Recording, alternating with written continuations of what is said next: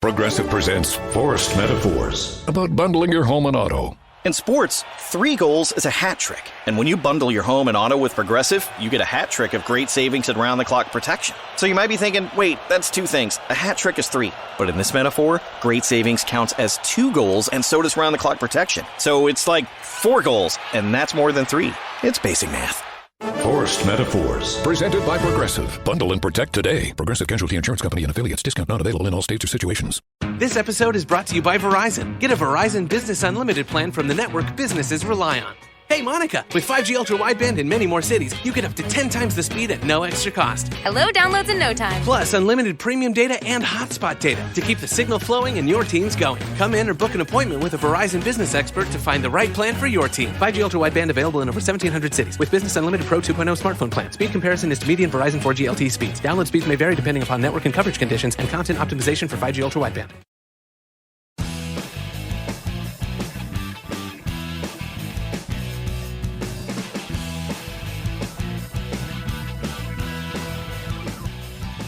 Hello and welcome to SEO 101 on WMR.FM, episode number 433. This is Ross Dunn, CEO of Stepforth Web Marketing, and my co-host is my company senior SEO, Scott Fenak. Well, bud, having a good week? Having a great week. It's, some weeks are more productive than others, and this is just one of those productive ones where you go to bed and sleep well, not worrying about all the stuff you forgot. Sort of.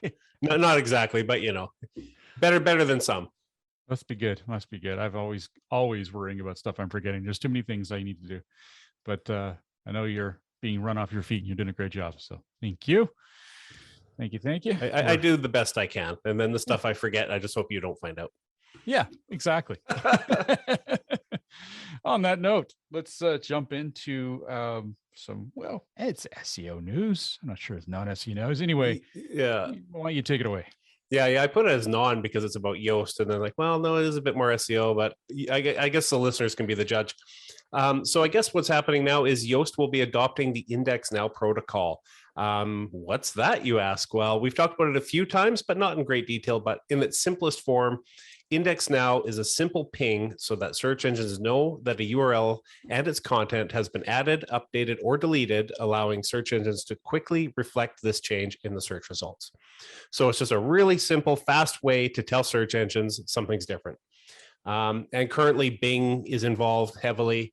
Bing's made a WordPress plugin for IndexNow, and a few other search engines like Yandex, and there's stuff going on there too, and whatever.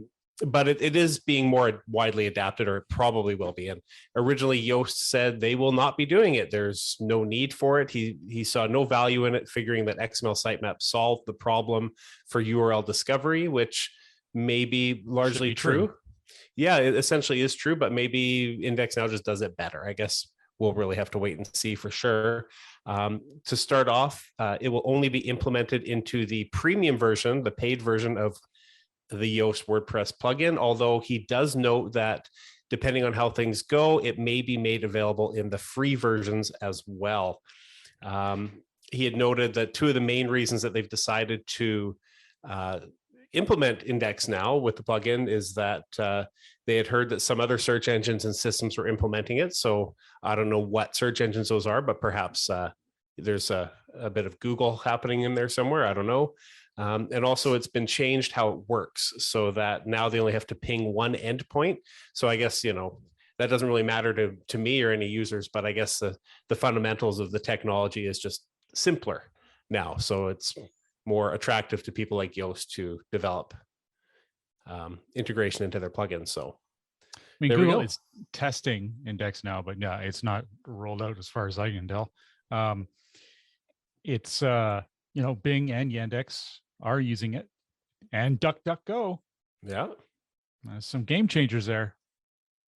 I shouldn't joke. DuckDuckGo is doing a good job.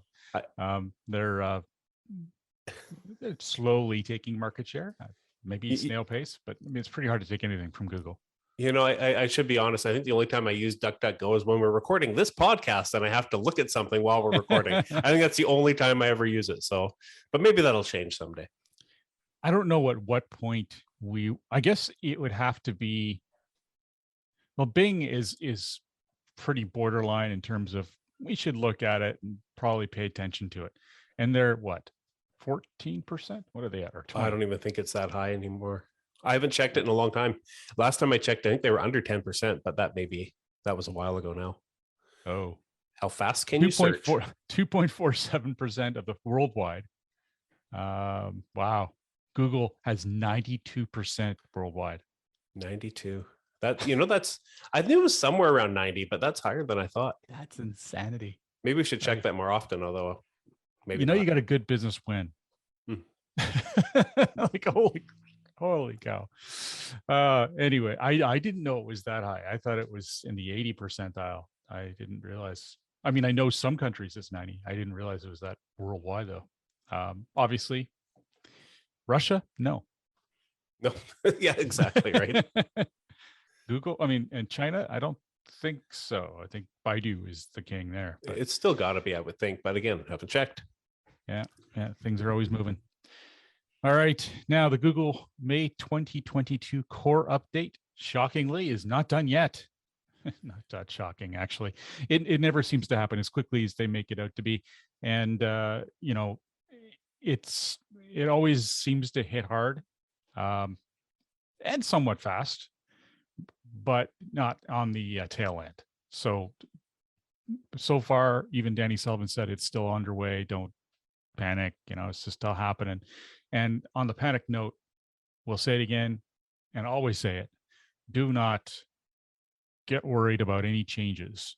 They're still, when these are rolling out, it's like you're on a wavy sea. You're going to be up and down and all over the place. And until it gets calms out, you're not going to know where you're settling. So don't worry about it. Hopefully you're not settling at the bottom of the sea. Yeah.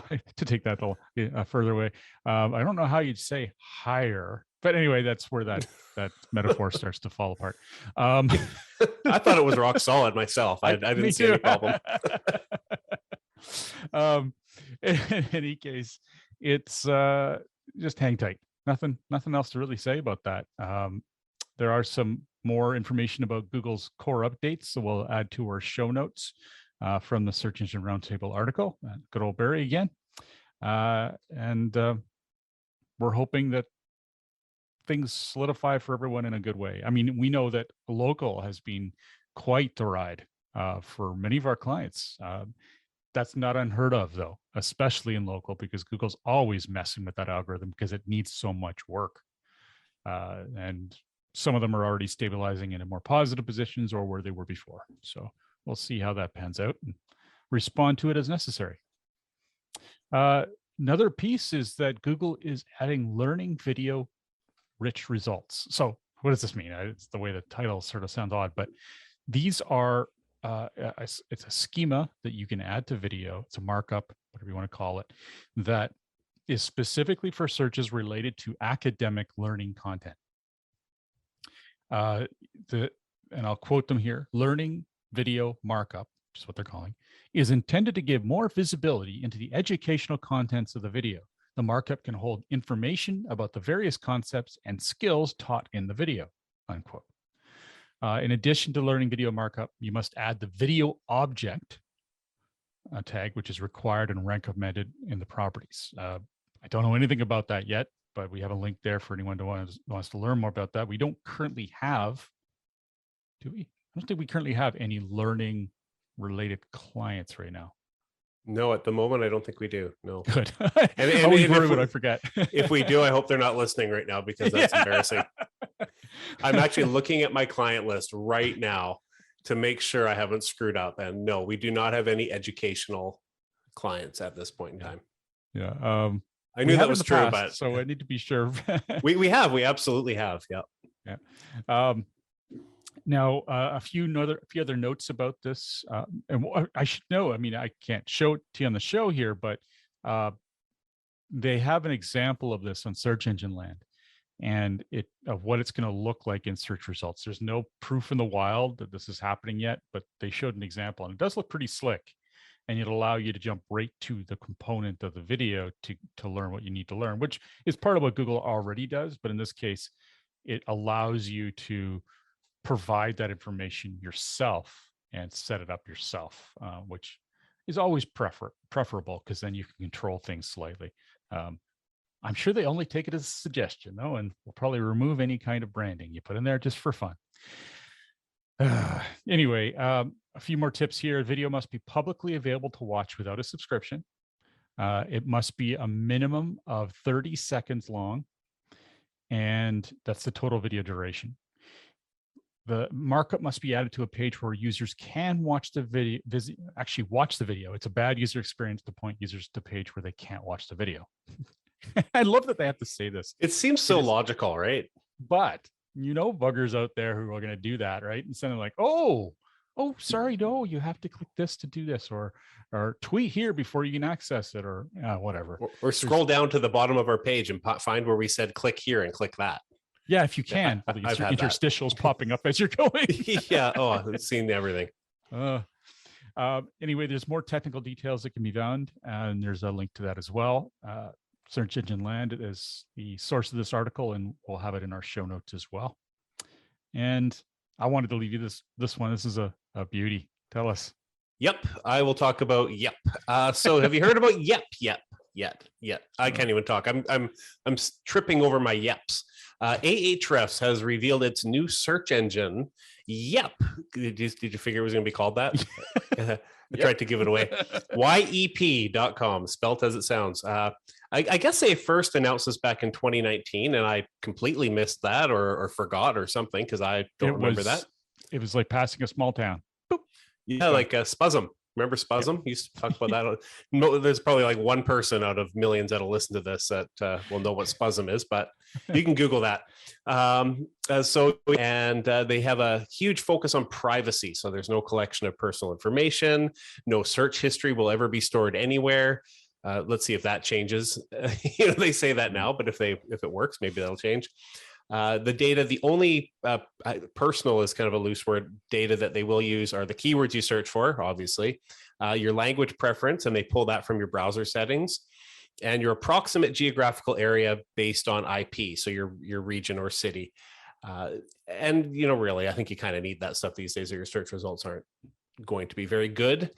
One thing they're doing that will be different is 90% of advertising profits will be returned to content publishers. So, think in terms of when you see Wikipedia in a Google search in the knowledge graph or something like that. When you see that kind of search result in Yep, that advertiser will get a percentage of why do I keep saying avenue? What is that all about? Of revenue generated from that search. So that's pretty cool if it works. They use one example, and I don't have the numbers in front of me, but about Wikipedia. And if Wikipedia actually got the advertising revenue percentage that I see you laughing at me. I don't know why I keep saying that. I don't know what's going on with me.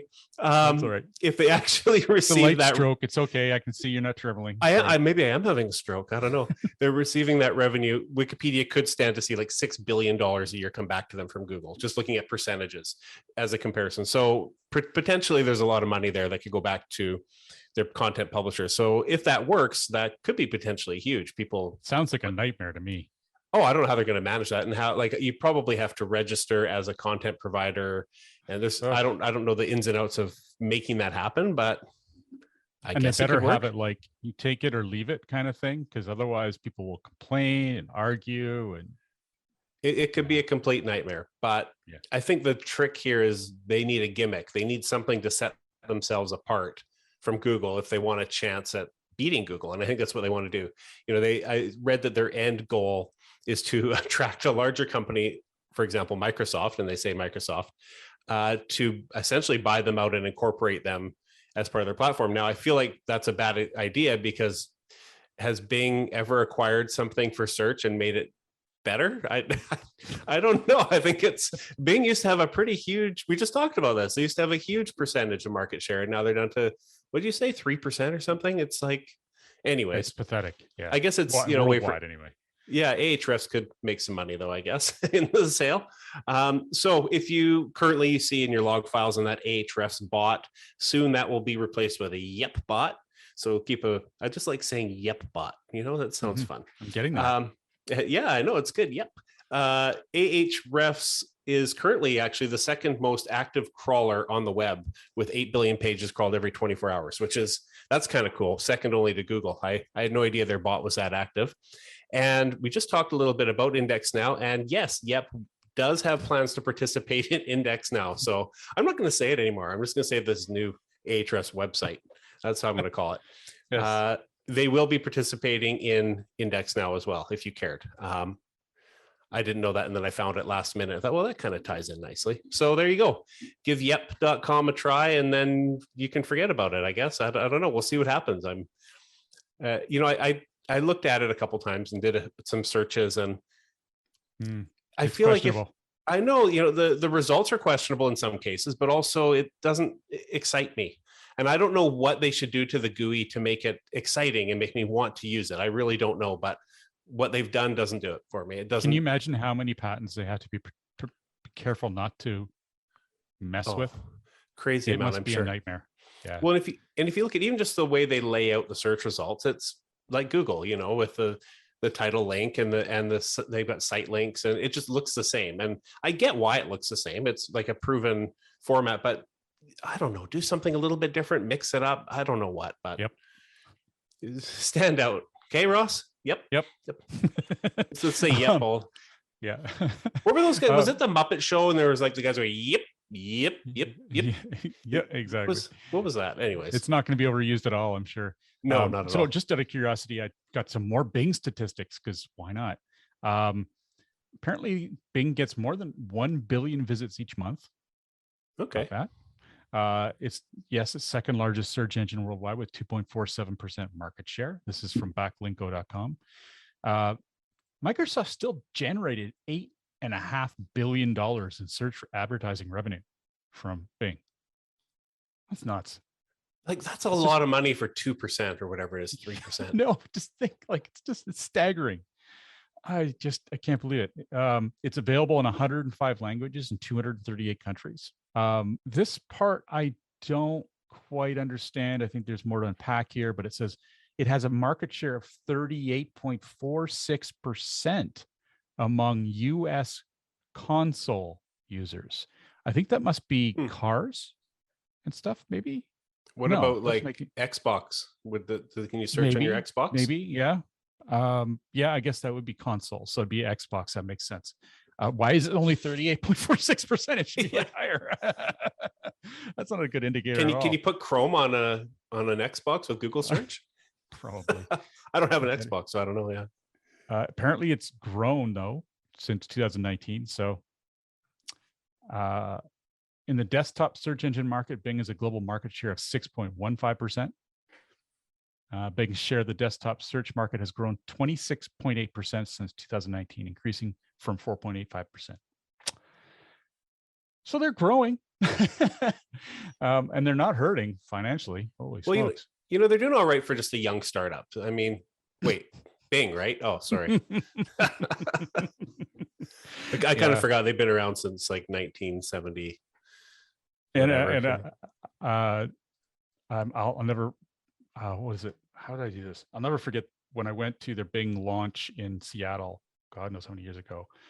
And were you there with me in that? I was there. That's the one I went to you with. With you too. Yeah. And we went and did that search on the Bing. It was to test Bing. And what did we put in there? Something about it sucks, or what did we say? Dang it. I am forgetting, remember. I guess. Something like sucks. I don't know. And then the first thing that came up was Bing. The search result. That sound really familiar. It was kind of look it up again. It was kind of in line with the miserable failure searches when Bush would show up. It was kind of like that. Yeah. Only Bing showed up, like worst search engine or something like that. Yeah, it's something like that. And the first thing, and the Bing engineer there went pale. It was priceless. Dang it. I'm going to remember that. You've got to have it as a photo somewhere. Yeah. Yeah. It was a priceless moment. I'll just never forget his face. He was not impressed. And I noticed that changed the next day. Yeah, no doubt. All right, let's take a quick break. We come back. We have some interesting stuff. Actually, quite a bit more stuff to share. So we'll be right back. SEO 101 will be back right after recess. Hey, it's Brasco on the radio. Here at WMR.FM, I can't tell you how many times our team's always trying to find the best way to collaborate, take care of project management, and work with all the apps and social media platforms and everything all in one.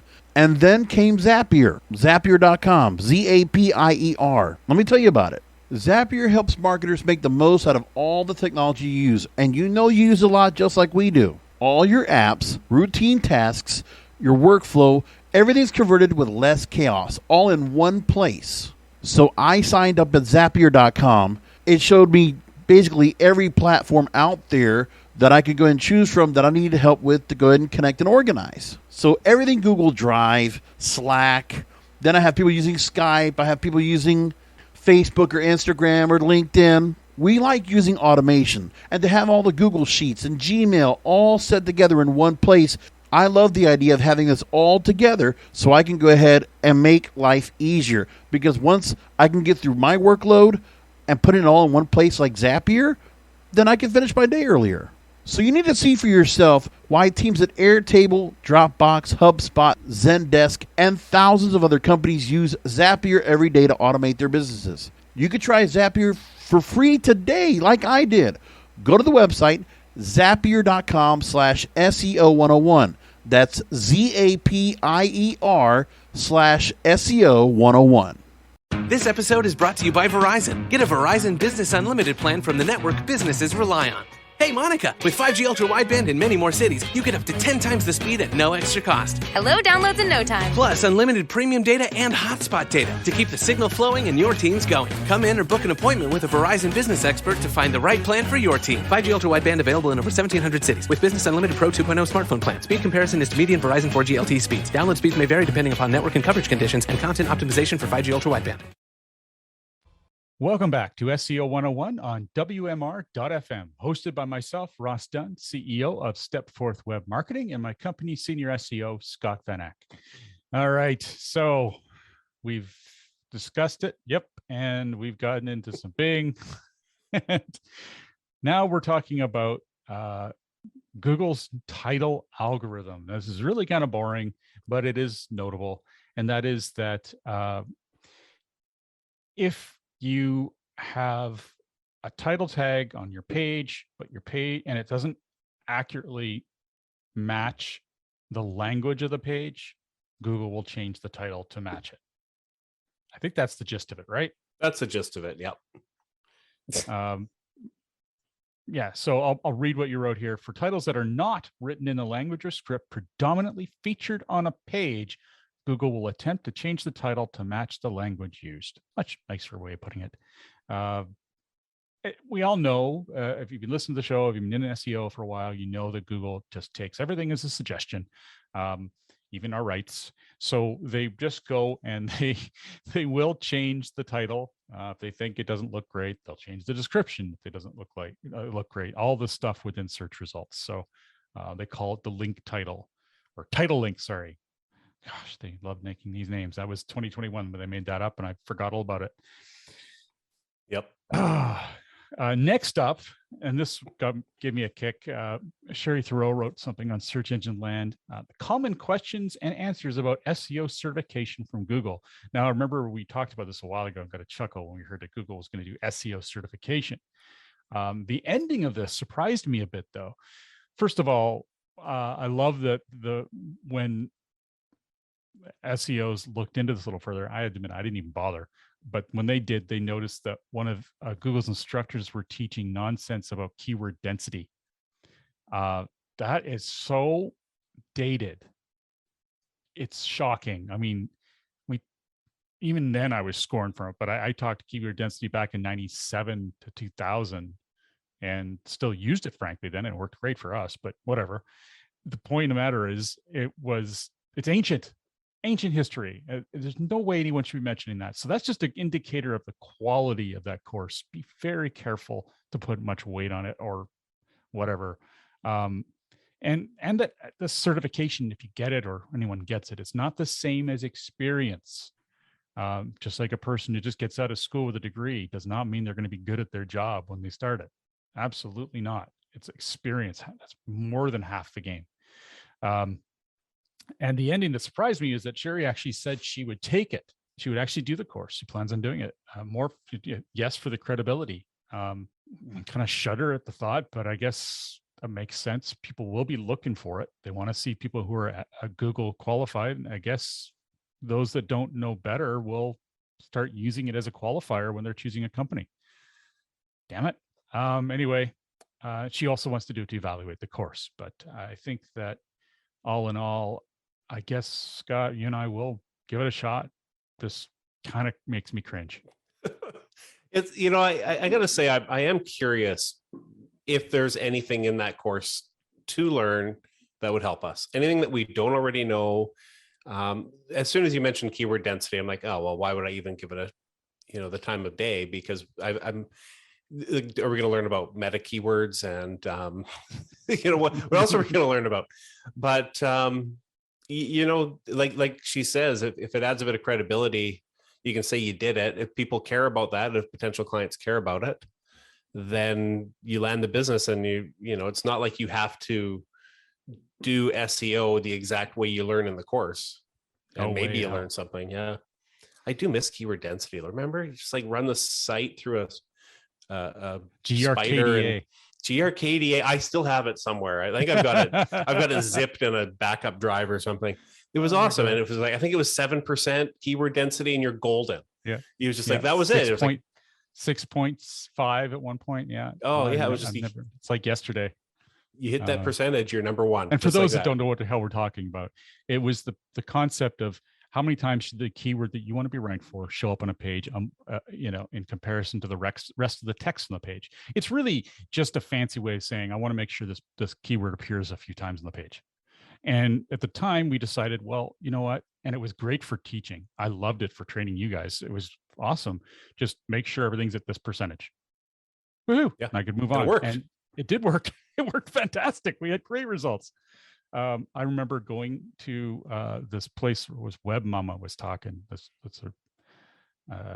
Anyway, I asked about it at one point, and she just tore me a new hole in the middle of this conference thing. I was like, excuse me, not a very nice lady. Anyway, it was the scorn was horrendous. But, you gave away a trade secret. That's why they killed it. That's probably what it was. And I know people didn't like it, and so be it. Again, it was a phenomenal training aid, and things changed. We moved to other things, but at the time it worked. Anyway, the fact that it's bringing up, they're even conceived of it now is kind of scary, to put it mildly. Coming full circle. Yep. All right, the Mueller files. Yeah, I have not seen this. It looks interesting. Actually, I did read these. But why don't you take it away? Yeah, so we've got just a few. They're all pretty small little nuggets. Nothing too advanced. Well, nothing even a little bit advanced, really. Well, the first one could be potentially. So John Mueller was asked on Twitter by Chris Kemper, and I feel like I need to know his name and who he is. And why do I not know who he is? Oh, you don't? Chris Kemper. Link Research Tools. He started that. Thank you. I read his name and I'm like, I totally know that name, and I couldn't place it. It's driving me bananas. Anyways, he asked about XML sitemaps being blocked to humans, and what was his exact quote? I don't have it. That's too bad. Anyways, he asked John if XML sitemaps could be blocked to humans and if that was okay. Or why would people be doing it, I guess, was kind of the concept of the question, I think. I don't even think he said why, but anyways, he asked if you could. And John's response was, that's fine. These sitemaps are for search engines, and some sites prefer to restrict their access accordingly. That was it. It was really straightforward and simple, that you can block your XML sitemap to humans if you want to. And I thought, well, why would you do that? And even when we do competitor analysis, we don't always look at the XML sitemap. I guess we do sometimes, but I guess it's more to try to block your competition from seeing what you're up to. So if you're at that level and you're deciding, I want to just block as much as I can from the competition, you can feel free to block the XML sitemap. To be clear, though, that is not the same as blocking an HTML sitemap. If you block that from humans and not Google, I don't think anything's going to happen, let's be fair, but that would be a form of spam essentially. So, and honestly, I don't know how you'd even block an XML sitemap, but I was looking to try to find a how-to so I could talk about that. And the one place I found said, first, you have to get a WordPress website and then get this plugin and that plugin. Like, well, not everyone has WordPress. That's like totally useless. So if you have WordPress, you can find a plugin to do it. If you have Shopify, you can probably find a plugin to do it, or a module, or I'm sure there's code to do it for just about anything. yeah, I'm sure there are lots of ways to do it. But if it's something you really want to do, I'm sure you probably already know how to do it. In this case, Christoph was saying in some of their research, they discovered an XML sitemap protected by Cloudflare. And we use Cloudflare actually in our clients too. He's wondering if Googlebot would type in the CAPTCHA that appeared for people to try to access it, or just retry later, or just ignore it. In this case, I guess it's just protected against scrapers, right? He says, so Google doesn't need these sitemaps are for search engines, and some sites prefer to restrict their access accordingly. I guess they didn't really mention this, but I guess John Mueller is assuming that Cloudflare CAPTCHA is not going to appear if Google goes there. Yeah, which makes be wide sense. open. Yeah, which technically is cloaking, but it's not in this case. He gives it a full-on go ahead. So there you go. All right. Block if you feel the need. Yes. And this next one's a riot. I saw this. I'm like, what? Yeah. So this was posted at Search Engine Roundtable. Jared Caraway asked John via Twitter. It's always via Twitter, isn't it? I guess that's the easiest access to John. My client wants to fill in an empty image alt text with their brand name as a default value. I know this won't benefit them, but could it actually hurt them? I'll get to John's response first here. John says, it makes no sense. It seems like a waste of time to me. Once wasted time to implement, and again wasted time to clean it up later. So yeah, essentially all images should have text entered into the alt attribute, but a blank alt attribute is definitely going to be better than an irrelevant one. And you know what this sounds to me? It sounds like a client who felt that they knew everything, and this guy's in this awkward position where he's like, "Look, don't do it." And the guy wasn't listening, so he says, fine, I'm going to get John to reply. Then you have to listen to him. That's probably exactly what it was, because we get that occasionally, clients. And it's not that it doesn't happen anymore, thankfully. No, it actually hasn't been a while.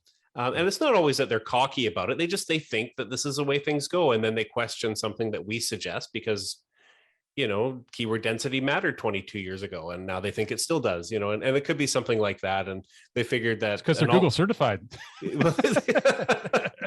That answers it right there. That really does sum it all up, doesn't it? So yeah, just keep it relevant, people, and you're good. I don't know what else to say about that. Do you have anything else to say about that? No. The next one is something that's been established for years. Many of us, we don't do it anymore. We've got our own dedicated, but many people get hosting packages where they're on a server where their website is shared with on the same server is located on the same server that's shared with many other websites that are also running on the same server, and they technically use the same IP address. This is like living in an apartment building and everyone is at the same physical address. They just happen to have unit numbers. Well, same idea. And someone was asking, does this matter for Google search?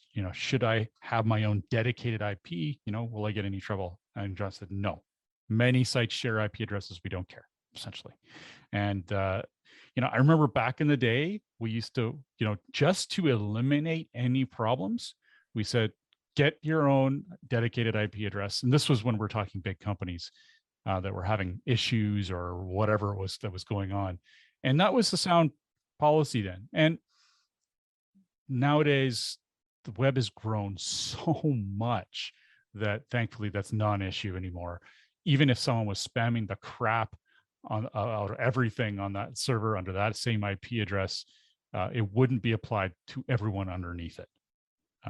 Unless, I guess, 90% of the websites on that IP address were doing it and 10% weren't.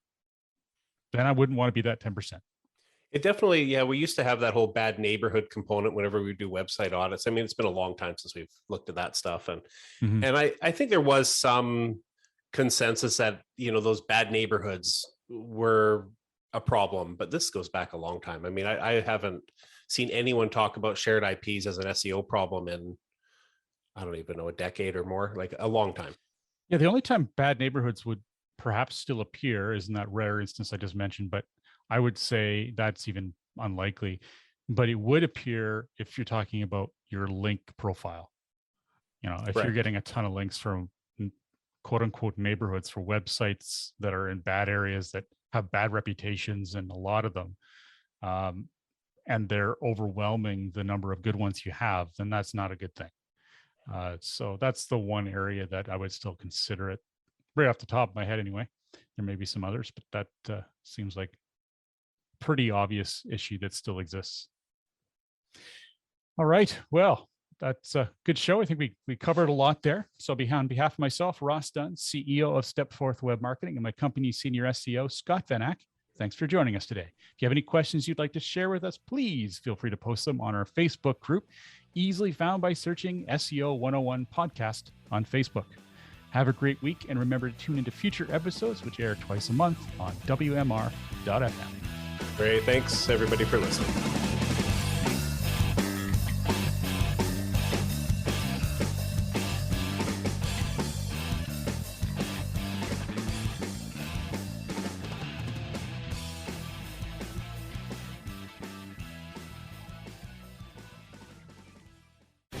The opinions expressed on this program are those of the guests and hosts and do not necessarily reflect those of webmasterradio.fm's management or sponsors. Any rebroadcast or redistribution without authorized consent of webmasterradio.fm is prohibited.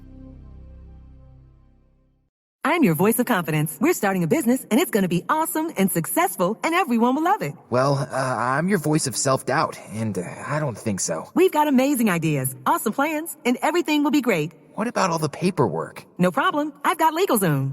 And I've got my doubts. Stop doubting. LegalZoom can help us start our business in a few easy steps. Oh? Not so full of doubt now. All right, let's do this. But any more than a few steps and I'm out. LegalZoom. Now you're in business. LegalZoom is not a law firm or a substitute for an attorney.